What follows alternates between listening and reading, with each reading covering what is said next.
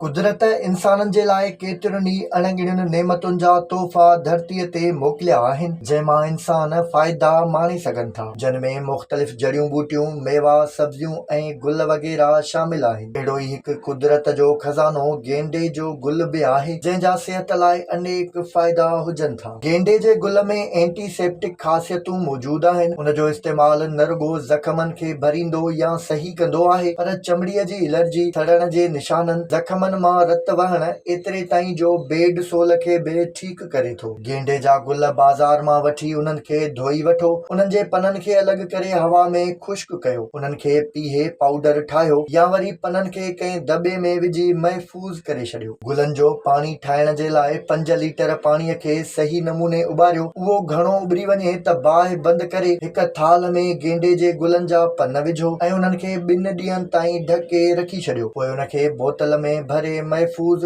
करे रखो। जेकॾहिं हथ, पेर या जिस्म जे कंहिं बि हिसे ते को ज़ख़्म लॻे ऐं रत वहण बंदि न थिए त अहिड़ी सूरतहाल में गेंडे जे गुल जा 2-3 पन खणी उन्हनि खे मुतासिर थियल जाइ ते महटण सां रत वहण बंदि थी वेंदी आहे। हथ या ॿांह सड़ी पवण जी सूरत में उन्हनि जे पननि में नारियल जो तेल विझी मुतासिर थियल जाइ ते लॻायो त उहा जाइ सड़ण त बंदि थी वेंदी, पर उन जॻह ते के दाणा या छाला बि न थींदा। जंहिं बि घर में को अहिड़ो मरीज़ हुजे जंहिंखे हंध ते सुम्ही सुम्ही ज़ख़्म थी पिया हुजनि, त उहे उन मरीज़ जे ज़ख़्मनि खे गेंडे जे गुल वारे पननि सां साफ़ कनि त मरीज़ खे शफ़ा मिली वेंदी। जेकॾहिं तव्हांखे चमड़ीअ जी एलर्जी हुजे त तव्हां उन जाइ ते गेंडे जे गुल जे पननि जे पाणीअ सां साफ़ कयो, तव्हांजी एलर्जी ख़तम थी वेंदी। कंहिं बि सबब जे करे ज़ख़्म मां गंद वहण या जिस्म मां कंहिं बि जाइ तां गंद वहण वारे हंध ते बि गेंडे जे गुल जे पननि वारे पाणीअ खे कपहि में ॿोड़े हणिजे त उहो बि तमामु जल्द